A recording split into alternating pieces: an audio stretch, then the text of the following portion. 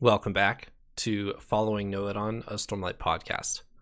This week is episode 63, and we are finishing part 1 of Oathbringer by Brandon Sanderson. We're all the way through chapter 32, which is finally the end of part 1, and this is definitely the longest part 1 we've ever had in one of these books. How are we feeling now that we finished part 1 of Oathbringer? I'll start with you, Elliot. Ooh, a journey with quite the ending to part 1 here as well. I'm quite excited to talk about it with you guys. Paul? Oh, me too. This was definitely an exciting part 1 ending. It's almost crazy to me to think that this is just a part 1 of a book. Yeah. Because it was very crazy. We had some very big reveals and some big announcements, arrivals, lots of things. We'll get into it shortly, but we had a correct Paul prediction in this episode, which we'll talk about here shortly. But Elliot, do you have 2 words to summarize this episode?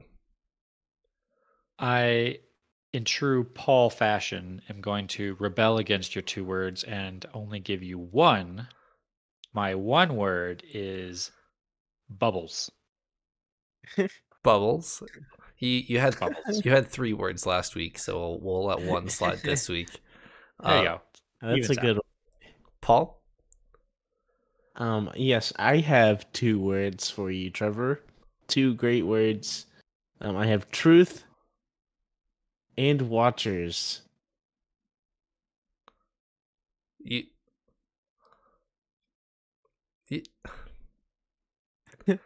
That's 2 different words. That is 2 words. Didn't want to just... No, it's not truth watchers. It's truth, and we have watchers. All right. I don't even know how many words we have at this point, but let's use them to talk about episode 63.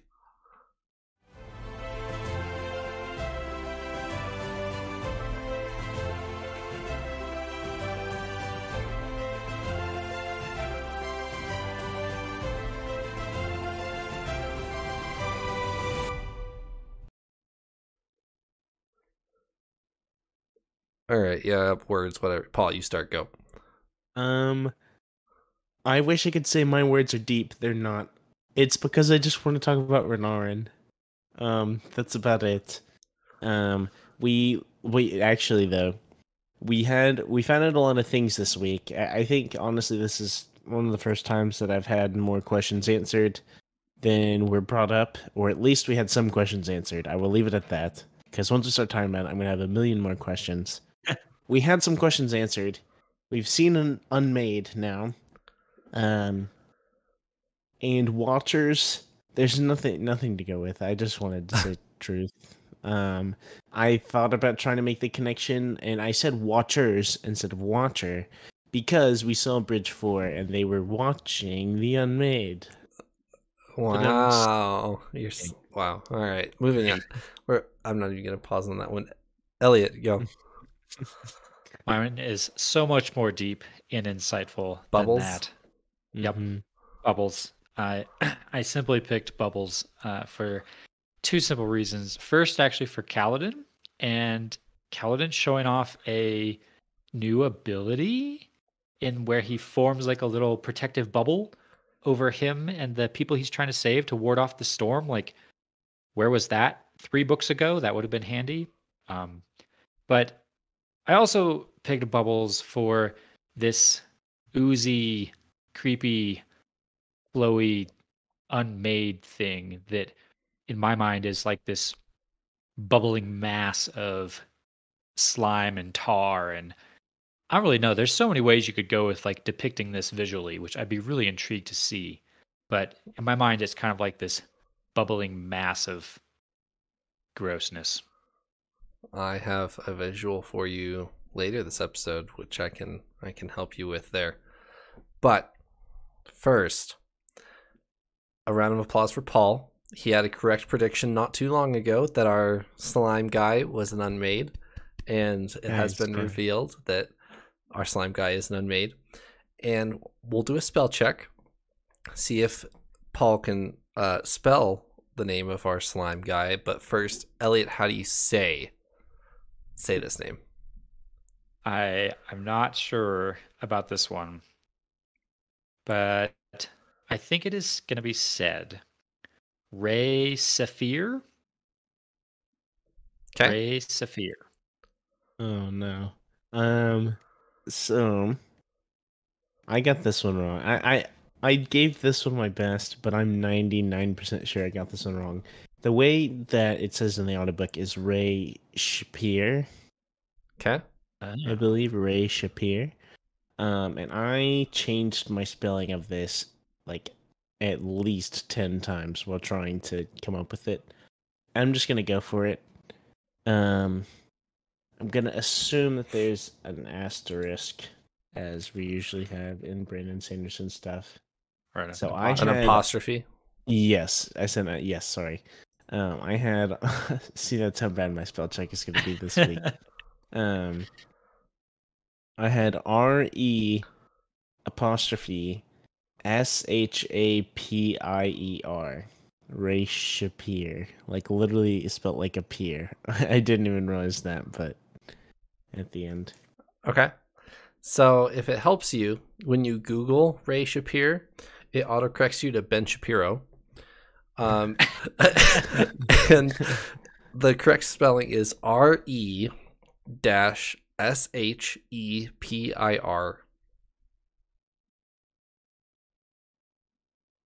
Okay.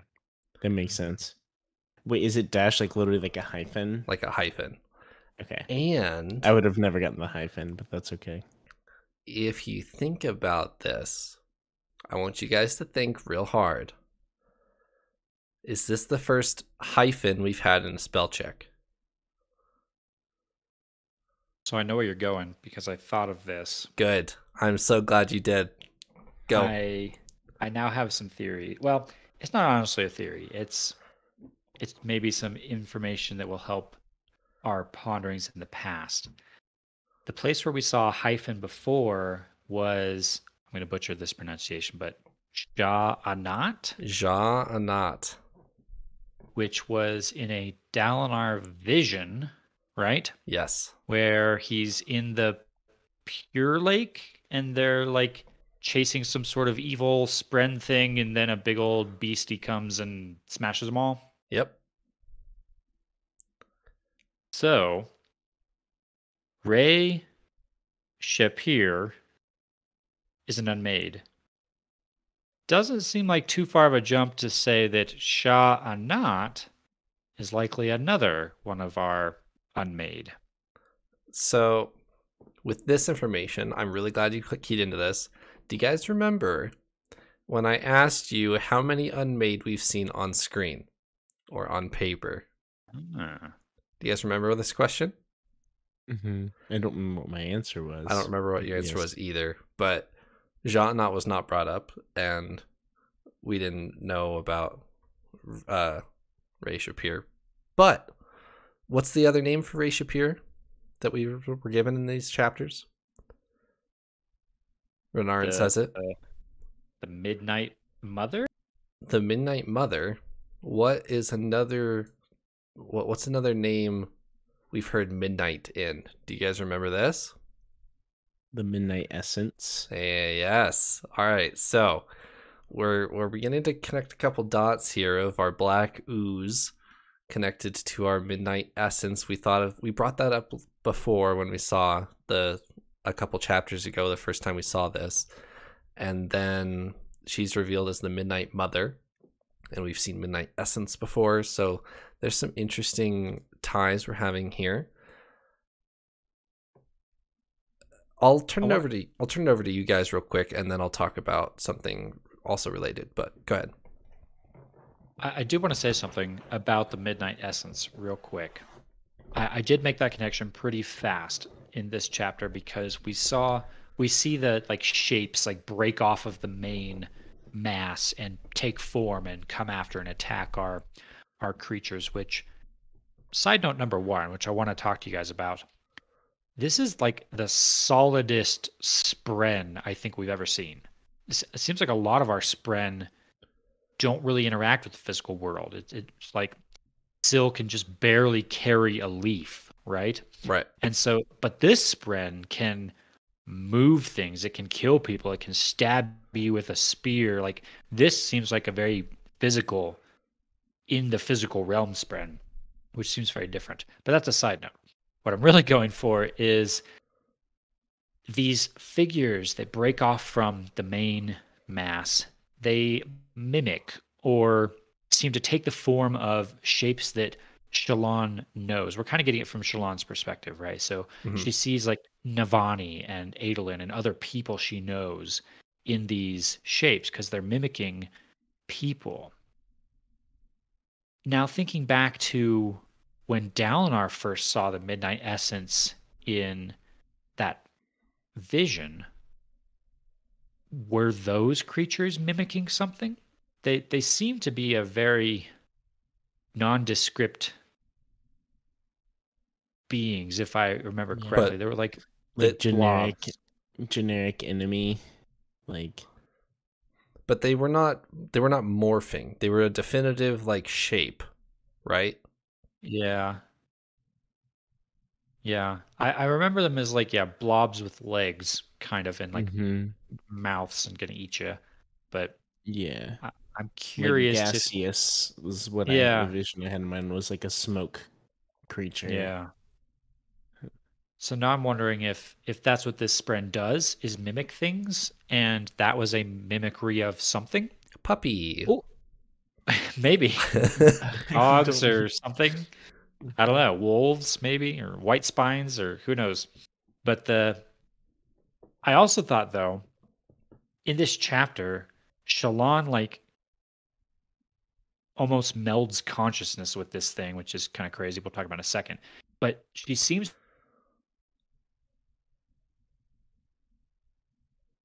over time.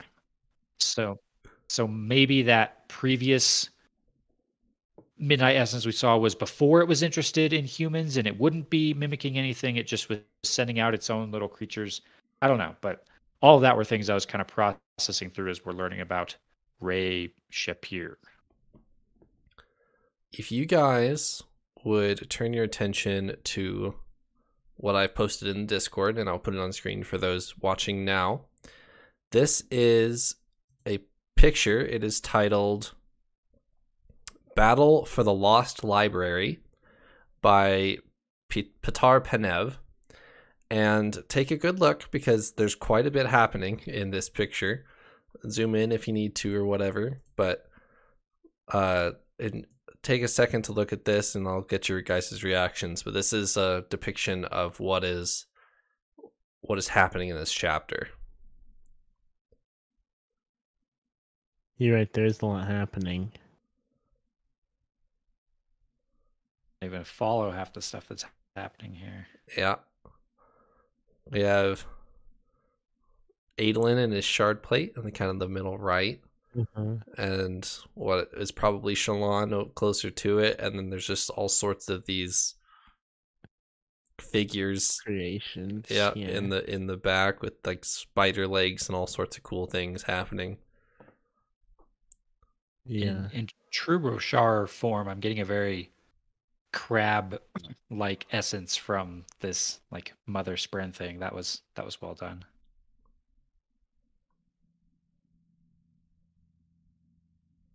Yeah, there's a lot going on there.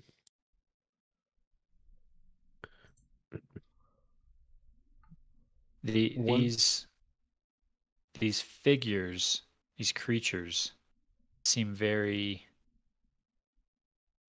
nasty and aggressive and predatory. In my mind's eye, I think I imagined more like almost goofy in a way, like they're trying to mimic a human, but they can't quite do it, so it looks a little bit silly, like, you know, Play-Doh kind of smushed together.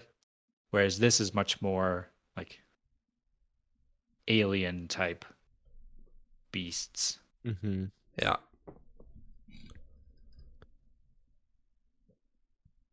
Yeah, this is way bigger than I guess I thought about it.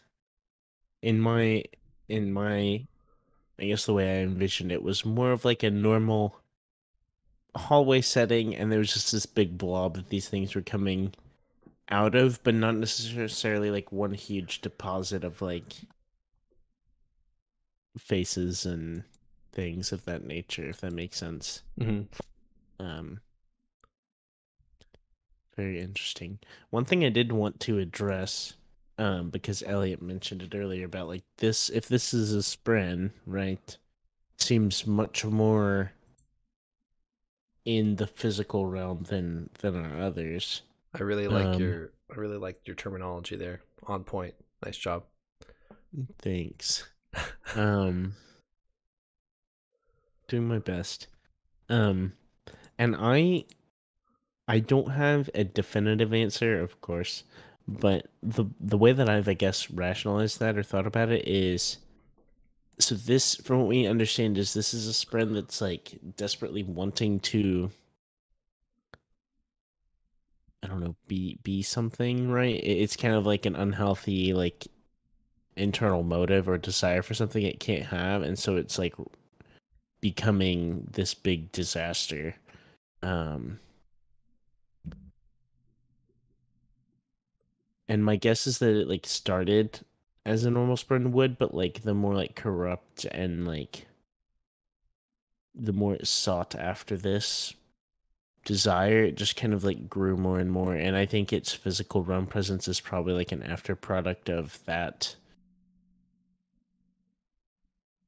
maliciousness, or honestly, like I don't even know if it's malicious, but it's kind of like a sad story. It seemed like, Yeah, like this friend that wasn't chosen for the sports team kind of energy, like left alone had in no your theory friends. for too long. Yeah, exactly. I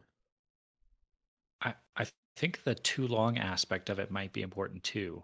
I'm wondering if we get the impression that this spren has been in Roshar for like centuries or maybe even millennia. Is the amount of time a spren spends in the physical realm affect like how much they interact with it? You know, Syl is fairly young, at least we understand, you know, maybe a few years old, or we've gotten some weird hints of, you know, maybe she was around longer than we think, but let's say she's been around 15 years. Maybe that's a really small amount of time and she can only at this point, you know, carry a leaf. But if this thing has been around for 1,000 years, does it become more real over time? Maybe. I just had a thought with this. So we have seen a spren, and we talked about this a little bit before, but Lift and Windle, right? Yep. We've seen Lift can like crawl, like use Windle, right, to like climb on. He's like a series of vines, right? And we were like, how can you do this? I assumed initially it was an edge dancer thing. It's just what the spren for the edge dancer did. But y'all were like, no, that's not the case. I remember that conversation. I believe that's where it was. And I'm wondering, because Wendell could be older. He definitely seems older than our other spren. He's like, back in my day, you know, Yeah. I was a gardener. What a lovely career. Now I'm a retired old man, and I'm hanging around with some kid. That's kind of the energy I've gotten from Wendell. And so maybe he's spent more time, and so that could be a thing of like he's been around for 50 years or something, and so he can kind of be interacted with physically with his surge binder or things like that, or have a small amount of like physical impact. I really like where you're going with that. The only thing that might poke a hole in that is Wendell is surprised that Lift can interact with him. He's like, you're not supposed to be able to do that, kid. And Lift's like, shut up, Voidbringer. So they have a very interesting dynamic there. But Wendell is not expecting to be able to interact with Lift. Is why we were saying that that's not an edge dancer thing, or else he would know that. That's true. But I also think that like I don't necessarily think that pokes a hole, because like Ray Shapir, right? Like hypothetically, if Ray Shapir was initially just a normal spren, just some everyday spren, like If that's true, which that's a pretty loose theory of like, oh, the more time you spend in the physical realm, the more you're able to affect it.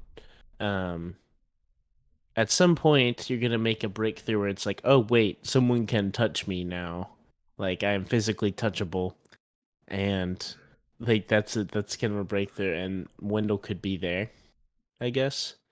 And Ray Shapiro would have been at that a long time ago. But that's not a super important thing. That just kind of got my mind thinking because Wendell kind of seems to be our like old man Spren in a that we've seen. Not to mention the Stormfather. If he's a whole high storm, kind of, sorta, he definitely interacts with the physical realm.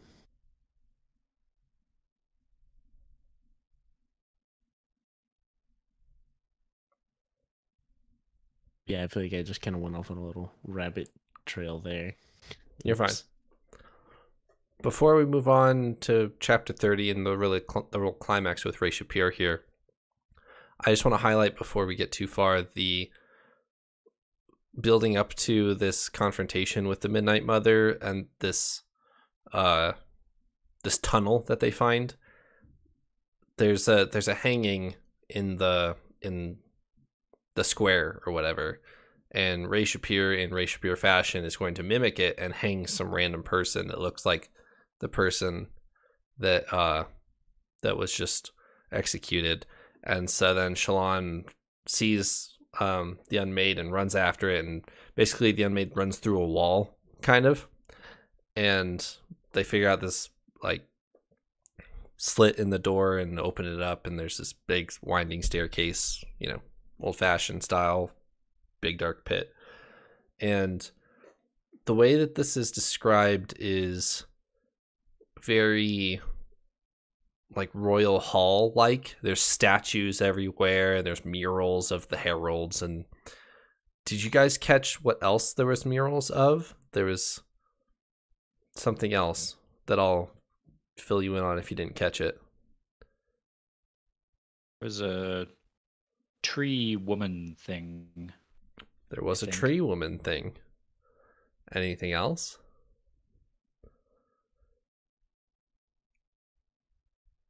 I don't remember. I also don't remember.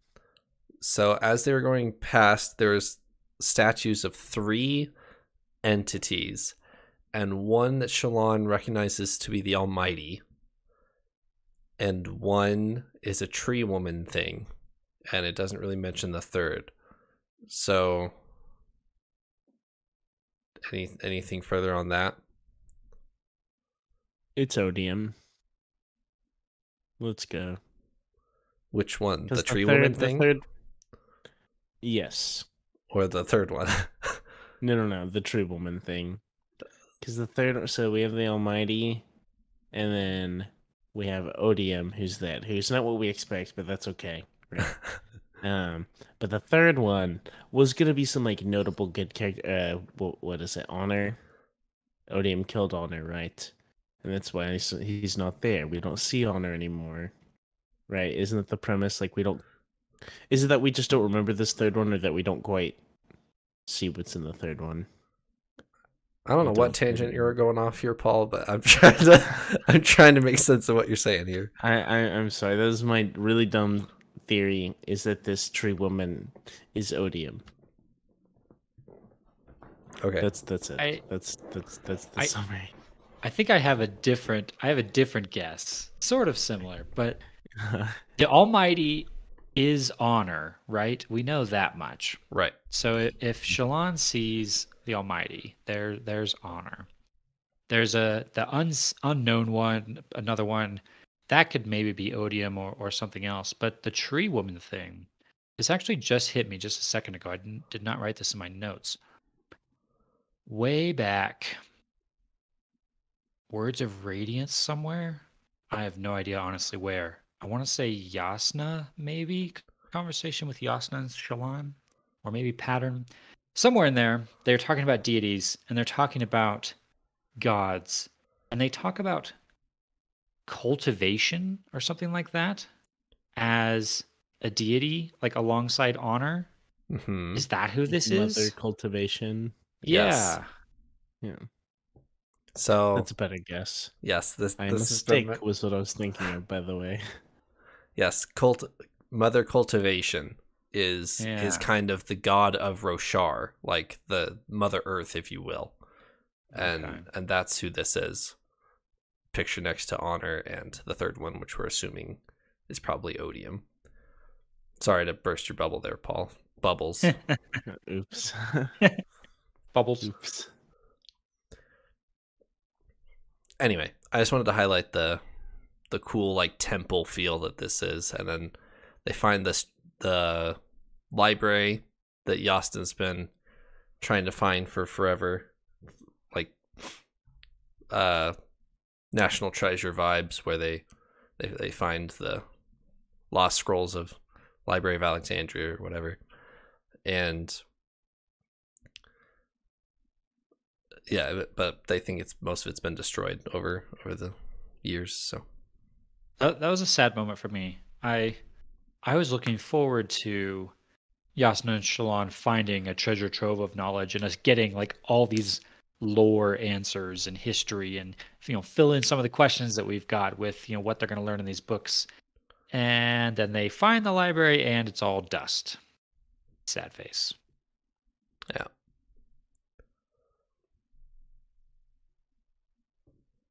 All right. So there's a couple interesting lines of text that I want to highlight in chapter 30. This chapter is relatively short.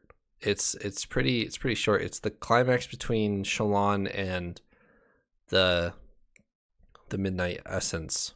Sorry, the Midnight Mother, Ray Shapir. And Ray Shapir tries to bond Shallan.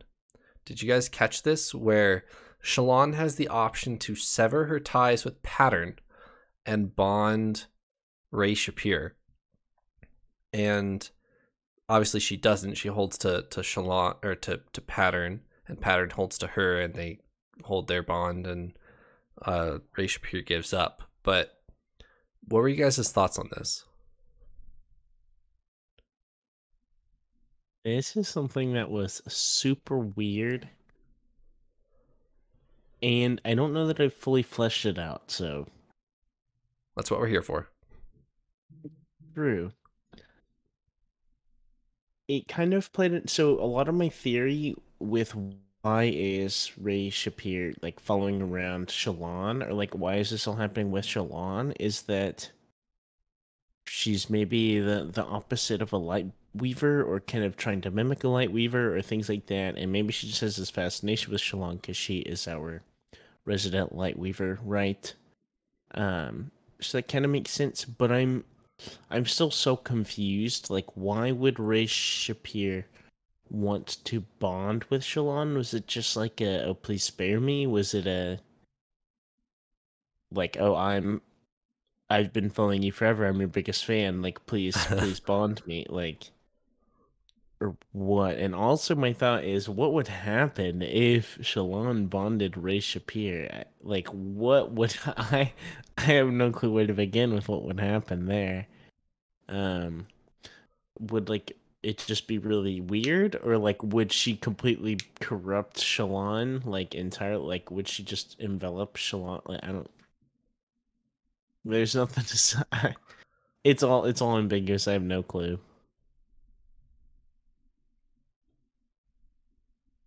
I noticed the title of this chapter was Mother of Lies.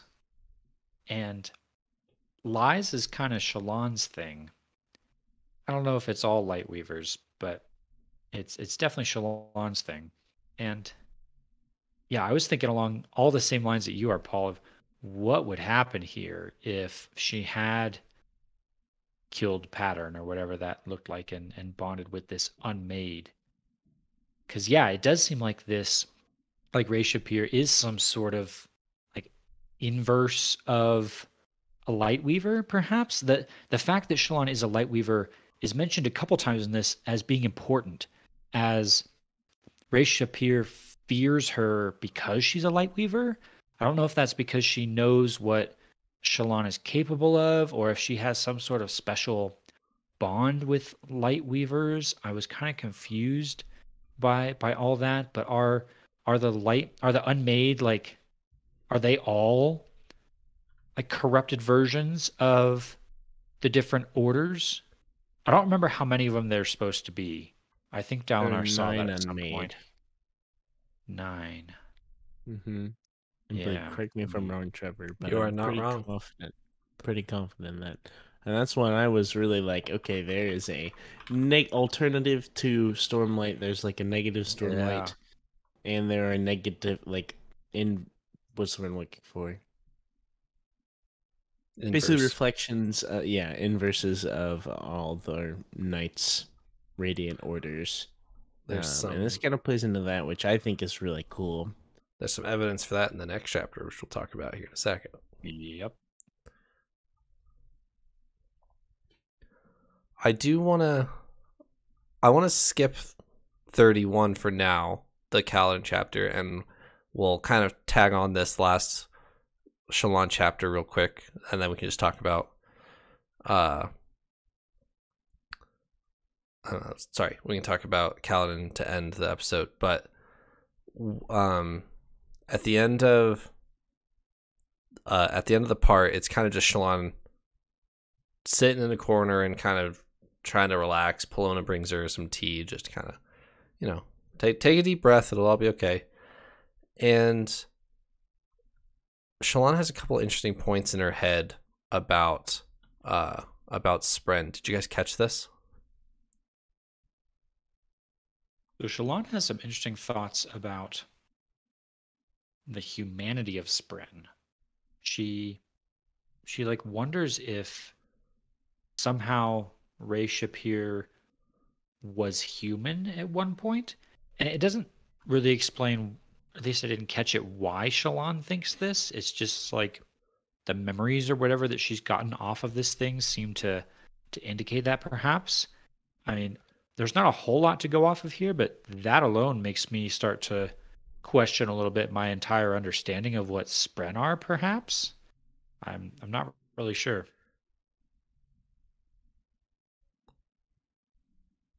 I won't go into too much detail about that, but I did just want to highlight that before we completely moved on from our Ray Shapir encounter here. And, well, I'll talk about this at the end of the episode, but Adolin at the end of chapter 32 comes running in and says, we've got company, somebody's back. And Shallan kind of just like absentmindedly says, like, yeah, I know Kaladin's back, blah, blah, blah, who cares? And Adolin's like, no, it's my dead sister, Yasna, or my dead cousin, Yasna, who just walked through the door. And that's how the end of part 1 ends. So, Yasna's back. Jeez. Yeah, no big deal.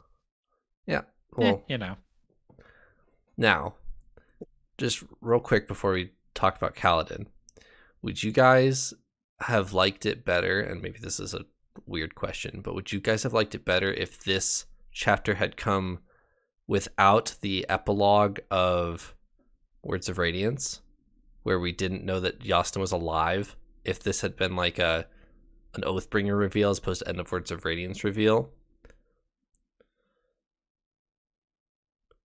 It's a really interesting question, actually. I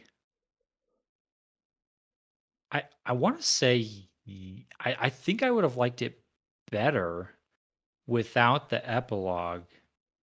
I think it still came as a little bit of a surprise because I'm accustomed to this point to Brandon Sanderson toying with me as a reader, of dangling something in front of me and then not telling me anything about it for 2 books later. And so when we saw Yasna at the end of Words of Radiance, I was fully prepared for Yasna not to come back until halfway, 3/4 of the way through this book. I kind of figured that's what was going to be. So this is actually a little earlier than I thought she was going to come back here, and so it was still a little bit of a surprise. But yeah, I do wonder what my reaction would have been if this was a complete out of the blue Yasna walks in the room moment. That would have been even bigger than it already is.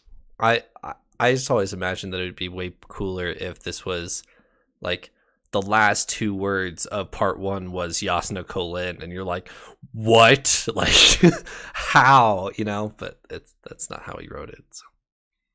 True. I like the way it happened. I think if this was where it was first like dropped on us, maybe that would have been better. So at the end of Words of Radiance, don't we see Yasna? She's like in Urithiru, isn't she? With Wit, or isn't there some point? Okay, I'm way off. No, She's like in I'm the way off, aren't I? wilderness, right? She's like in the middle of nowhere. Okay. Wit had to walk over a week from the Shattered Plains to get there. That's all the Okay. information you know. I just remember her being like with Wit, and that's kind of how we find out that she's there. Just there, like alive, I guess, and all that stuff. And I thought that was pretty neat. I definitely enjoyed that. So I think that was like important. I am surprised that she's made it already. I feel like in our last book, the whole thing was like, okay, when are our characters going to like collide? And this is just like already happened, and we didn't have that like journey of like. I thought maybe we'd be like watching Yasna for a while as she approaches or something, but she's just there. I'm really excited about it. I'm hoping it will be a lot of help to Shalon, because she kind of needs it at the moment, and just everything going on. Does this also mean that Hoyt is back? We haven't had a Wit chapter in quite some time. That would be interesting. You're right. We never know where he is. He's But we supposed to do be in know- every book, right? So he has to show up at some point. I didn't say that. I said he's in every story. Story. That's a different Ooh. different distinction there. Ooh. I bet he's in this book somewhere. We'll find him. He'll be in here at some point.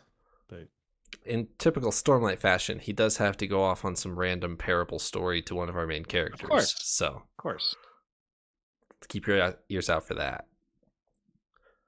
I too am really excited that Yasna's back. I'm excited about having another Order of Knights Radiant that we get to learn about. I'm excited about what she's going to bring to our group of heroes that are trying to figure out what to do. There's been a lot of moments where I've thought, we've got Dalinar, who's kind of the get stuff done guy. We've got Kaladin, who's kind of also rather rash. We've got Shalon, who's a little too secretive.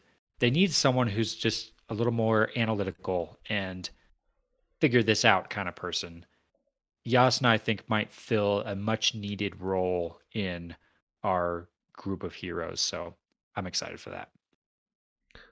I would argue that Dalinar is filling a role that he's not really cut out to do, because Dalinar, up until this point, is point me in the right direction. I'll do what needs to be done. Just tell me what needs to be done and I'll do it.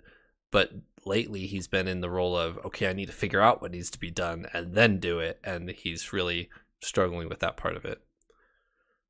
I'm curious too, because all of our characters have changed so much since they last met Yasna. Not just Shalon, but think about Dalinar and Navani and Adel and all these people and what they've gone through since the last time. Renarin, another big one. Of Yasna is gonna like fall over in shock about where all these people are at in their journeys. True.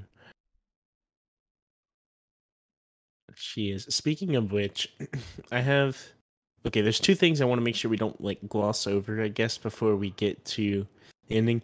I don't remember if this was here or last week and we didn't mention it or what, but Dalinar can go into other people's dreams. We kind of learned about that with him and the Stormfather. That's something he can do. Yep. And I was kind of curious to get Elliot's thoughts on that. We see that, and that's a huge breakthrough for Dalinar. He's like, "Thank you for literally fixing all of my problems with this new information." But I'm guessing that's going to be a lot of the Dalinar chapters we see from now on. Is every time there's a high storm, and Dalinar has one of these, can go into these visions, he's gonna try and go into the visions of someone really like vital and negotiate. I don't know what he's gonna do, but I thought that was interesting. I thought that was I thought that was pretty cool, an interesting idea. I'm very curious to see how it's going to actually play out. It does seem like it might solve some of his problems. I also kind of wonder if it's not going to work out quite the way he thinks it's going to. You know, if these other monarchs see Dalinar in a dream, are they going to believe him even there? You know, he's having trouble with trying to get them to believe him over a span read, and he thinks, oh, if I can just meet them in person, I can show them, I can convince them. But like showing up in a dream, is that really going to be that much more convincing? They're just going to think, oh, I'm going crazy. Here's, Dalinar, he's still after me, kind of thing. So I hope we do get to see some of those because that'll be really interesting. But I'm a little skeptical. I don't know that it's going to work out for Dalinar quite the way he thinks. It's like, excuse me, I know you're seeing Night's Radiant and Midnight Essence for the first time in your life, but listen to me real quick. Hang on, like, right? The other thing I want to not gloss, I guess just finishing that little topic, I do think it's actually going to be something really impactful for Dalinar, or a good tool that's going to cause a lot to happen. I don't know how. We'll have to wait and see, I guess. But I'm pretty optimistic with it being a big, like, helpful tool, because obviously people aren't listening to him externally, but I feel like that's like a different level that may make people think more, or can like showcase more of what they're struggling with. So we will see. But just like the fact he can do that adds definitely a cool like little level of depth. Like what if he does it to like Taravangian or someone and just like learns a lot, or like what if it's kind of flipped on Dalinar even, of like he goes into a dream trying to like impact someone else but learns a bunch of stuff. There's a lot of potential there, I guess, is what I'm thinking about. The other thing is, this isn't a big conversation topic really, but do we have thoughts on Renarin with Ray Shapir? He's able to kind of like sense Ray Shapir before they ever go in, and he's kind of the one who tells them, right, that it's like, oh, this isn't unmade, by the way. Yep. And just like, what are our thoughts with that? We still haven't seen directly his stuff, but everything is so alluded to. It'll always make a point to be like, oh, Renarin, it was looking funny but didn't say anything, or like it always makes a point to point out how Renarin is feeling or acting in situations, but he won't say stuff. Right. And it's slightly frustrating. I want to know what he's thinking, but yeah, I've got my eye on Renarin now because he does seem to know stuff. He just knows stuff unexplainably. And when he does open his mouth, it's like answers we've been waiting for out of the blue. Oh, it's Ray Shapir, the Unmade. Like, where did you come up with that? Like that just huh? What? Have you guys met before? Like, right? But I did think it was curious that Renarin and Shallan appear to be able to sense this thing. They seem to just feel its presence. But it's even noted, I think Shallan she might even be talking to Renarin, and they say, why doesn't Dalinar feel this thing? We've got another Night Radiant here in Urithiru. Why is this presence not affecting him the same way it is these two? That's an interesting question.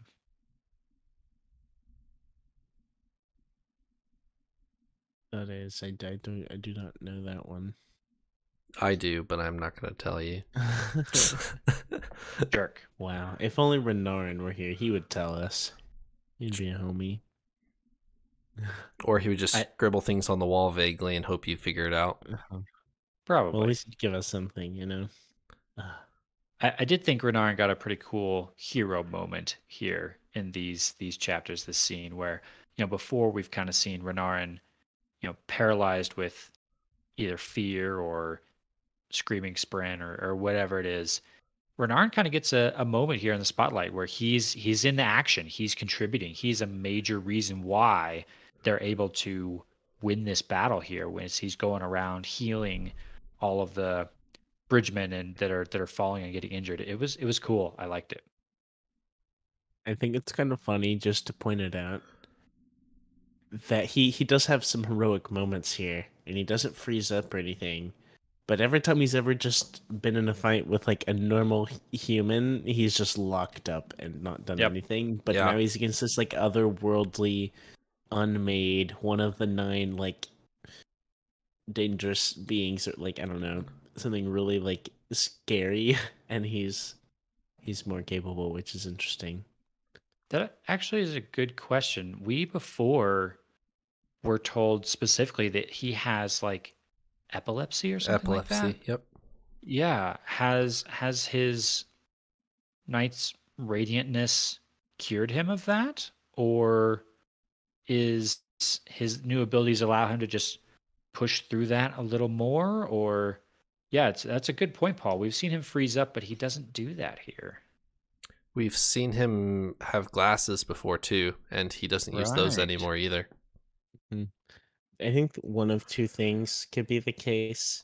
One is it's just normal character development. He's getting braver. He has the spren. He's developing powers, that kind of thing. Two could be, so we've seen this with Kaladin, right? That Syl can like kind of take away his powers at a moment's notice if he's not Yeah. using them right. Yep. And this could be where his spren, something with his relationship with his spren, won't let him like fight people, except whenever it's this right action against like an unmade or against something like utterly evil that this spren is on board with, right? On board with fighting, and that could kind of be something. We wouldn't know that until we find out from his perspective, but that's kind of your simple answer in your spren power answer, I guess. Yeah. But yeah, It's a good that was thought. something I just wanted to touch on before we moved on. But that's it. I think it's really cool to see some of Renarin though. We don't get much Renarin content, but when we do, he's got his moments. You do. Kaladin and Parshmen, are you ready? Do it. All right. So I'm going to kind of fast forward through the first half of this chapter. Kaladin appears, or we meet Kaladin with Saw and Ken and the rest of his Parshmen buddies they've kind of taken him captive, but I mean, he could leave whenever he wants, as we see in this episode, as we see in this chapter. He's kind of tagging along to figure out what he can like find out and see what they're up to. And they reach a city. Do they tell you what city? I don't remember if they tell you what city it is. I think it did. I don't remember what it was though. And there are a lot of Parshmen gathered here.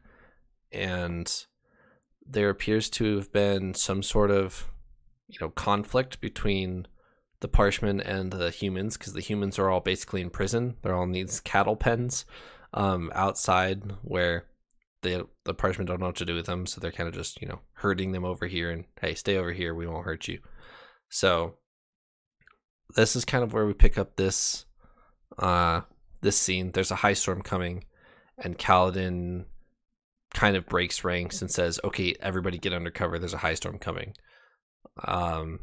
We've got some new abilities that Kaladin gets to use. What were you guys' thoughts on this chapter? I'll start off by saying this seems like the first example of the Parshmen acting a little more violently, or a little more perhaps aggressively. It doesn't seem like there's been a lot of death necessarily. We saw previously where the Parshmen went out of their way not to hurt people, Right. which was encouraging. It was a hey, these people are not who we thought they were. But here they've completely taken over an entire town. That's a little bit different than I'm just going to steal your food because I'm hungry sort of thing.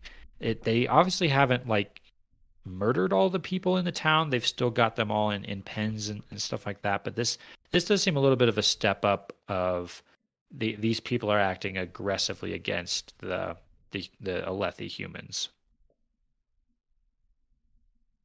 And it's unclear if this is driven by the Parshendi, the evolved. We get a new term for them, right, in this chapter? We do. They call them the fused. Yeah. It's unclear to me if the fused, which seems pretty clearly to be the storm form Parshmen or Parshendi. They're described with the red eyes and the carapace sticking out at weird, odd angles and stuff like that. Are they the only source of these aggressive acts? Are they telling the more peaceful Parshmen to take over this town, or is it the Parshmen are kind of awakening to their purpose or something like that and acting more aggressively? I'm not sure yet, but this seems to be a different level of activity than what we've seen before. It definitely has, and I think you summarized it pretty well. I honestly don't have that much to add. I think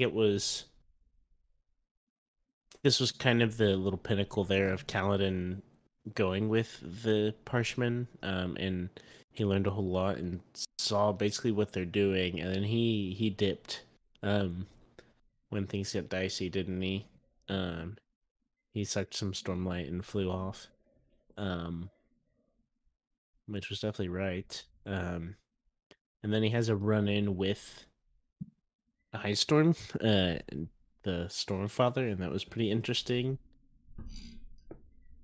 So he sucks in Stormlight and flies off, but he doesn't go far because what's his oath? What are his words that he says? I will protect those who cannot protect themselves. That's his second Knights Radiant oath. So he flies off, but then he comes back pretty quickly. He tries to lose the fuse that are following him, and then he comes back and tries to get everybody in shelter, like in the middle of this high storm. There's a bunch of people, literally getting carried away by the wind, and he's trying his best to shove them in these shelters.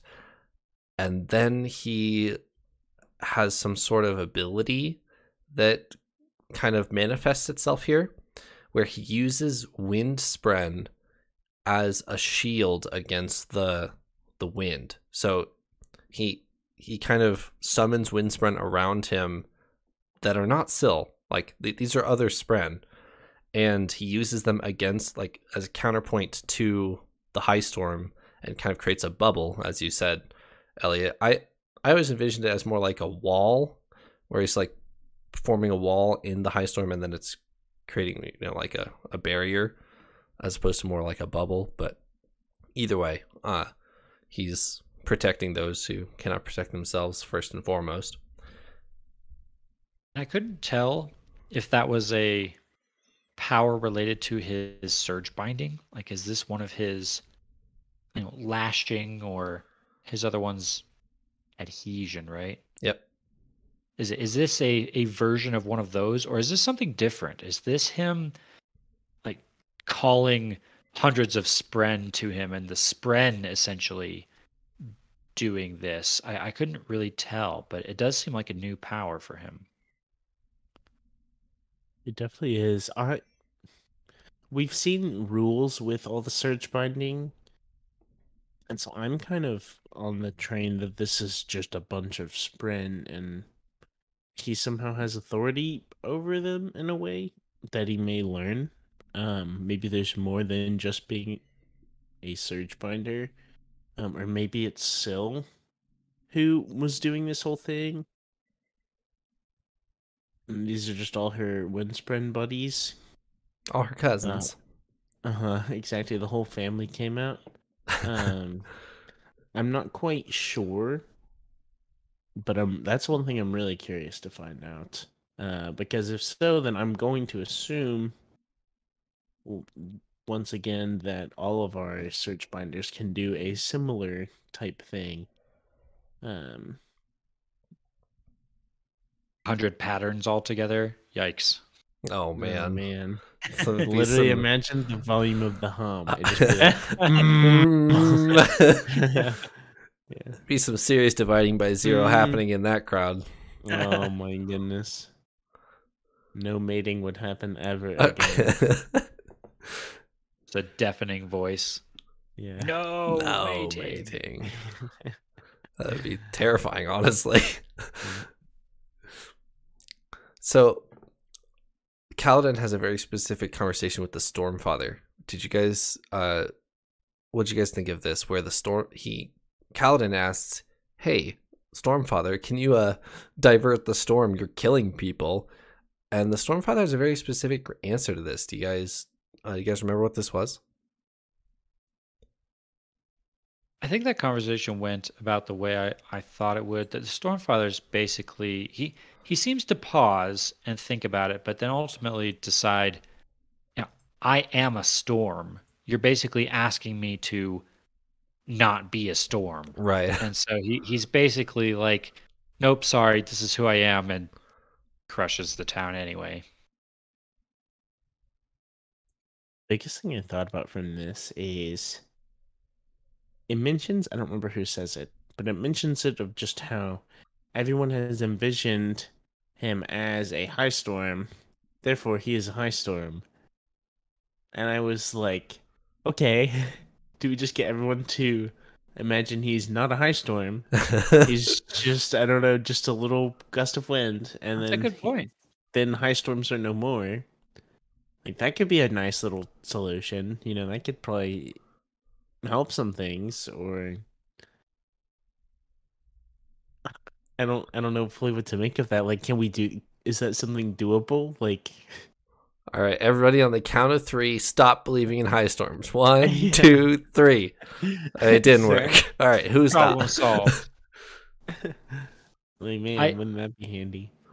I did think in this scene, back to the interesting conundrum of the economy of Stormlight, and how these storms come on a regular basis and devastate Roshar. They're beyond anything we've ever experienced, here on Earth, and they just wreck stuff. And Kaladin is here saying, please spare these people's lives. You don't have to kill them.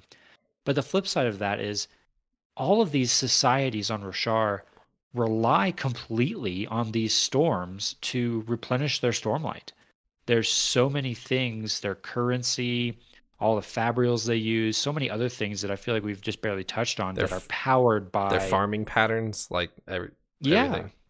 Everything relies on these storms coming. It's such that in the weeping we just had, where the storms weren't coming, like, the biggest problem was all the upsetting of their economy because they didn't have the storms to come through. And so what Kaladin is asking for is to save lives, but Roshar needs those storms. They're built around them. It's an interesting. We can't live with them, and we can't live without them. High storms. That's something just for my peace of mind tonight, I wish you hadn't brought up. Because I feel like we've seen a rise in ethical dilemma questions in the Stormlight Archive, with Dalinar and Taravangian's conversation, and we've definitely seen lots of others. It definitely seems to be a common theme. And what bigger ethical dilemma would it be to high storms kill people? Do we keep high storms, or do we get rid of them and then crash the way that the world runs entirely? The power source of the whole world, pretty much. Like, I'm not saying that they have the power to stop high storms right now, but that was just kind of mentally presented to me, of like, okay, what if this was changed somehow, some way? Then people wouldn't die to high storms, right? But then it's like, okay, we also needed those high storms, so. And now I'm going to think about that for 3 years. I mentioned this back way, like, one of our first episodes of just kind of the economy of Roshar, and because the high storms affect the continent the way they do, people have settled in places they otherwise couldn't because there's fresh water available everywhere. So if you look at your map, Azir is just a complete wasteland, but it doesn't really matter because there's abundance of fresh water. It doesn't matter where you go. So that's part of what Elliot, I think you're trying to say here is, well, if the Stormfather stops, everybody in Aesir needs to pick up and walk to the ocean, like walk somewhere, you know? Like, What would happen to all our crab animals if there were no ice storms? Well, where would they go? You know, our crab dogs, our crab horses. Mr. Kremling Man. Where would he go? He'd be out of a job. Yeah. Alrighty. Any closing thoughts on part 1 of, I almost said the Wave Kings, of Oathbringer? I did want to talk about one more thing actually before we wrap it up. I know we're going a little bit long, but we briefly mentioned it. I wanted to get your guys' thoughts, Paul especially, on it in a little more detail, and that was the fact that the fused these Parshendi, Stormform, whatever they are, one, they glow with this dark light that we've seen a couple times now, this anti-Stormlight or whatever it is. This is like the first time I think we've seen this like actively used as a resource for powers. And then they seem to have the abilities that Kaladin has. They can fly, they can lash themselves. Kaladin, as they're flying like through the storm and Kaladin is trying to lose them in the high storm, he's watching them and he can see that they're like learning their abilities the way he did when he first did it. Yep. What were some of your thoughts on this, Paul, as you were listening to that part? This was interesting, and I am really glad you brought this up before we close out.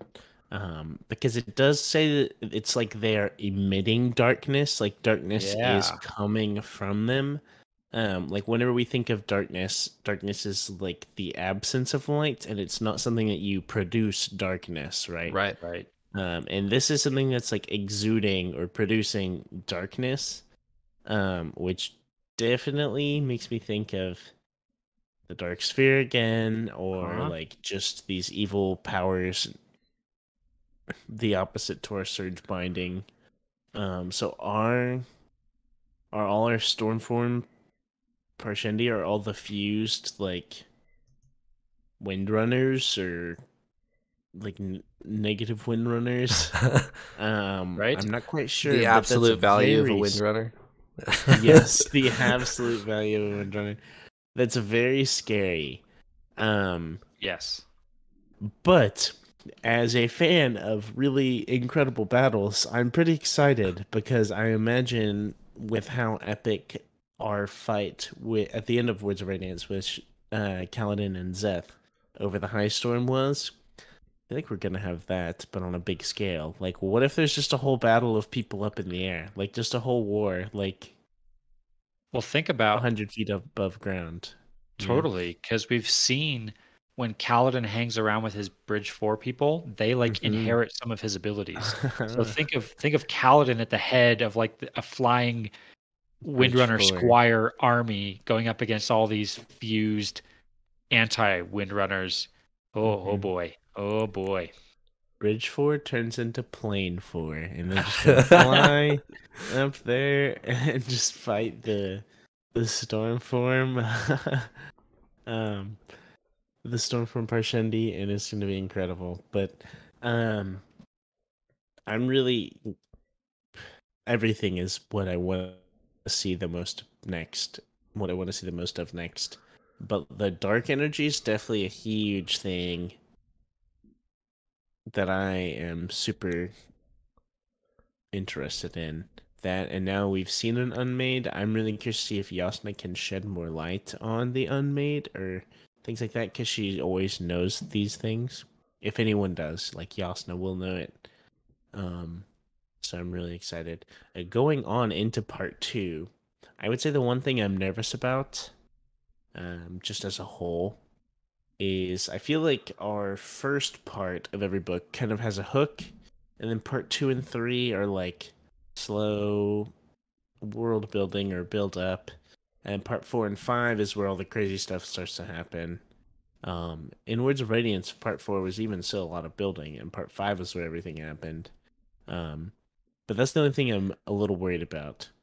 If this follows the trend and just how long part 1 was, if part 2 and 3 like nothing big really happens, then I'd be a little sad. But so far, some crazy stuff has been happening, like crazy stuff. So I can't imagine it disappointing just with how much stuff is going on right now.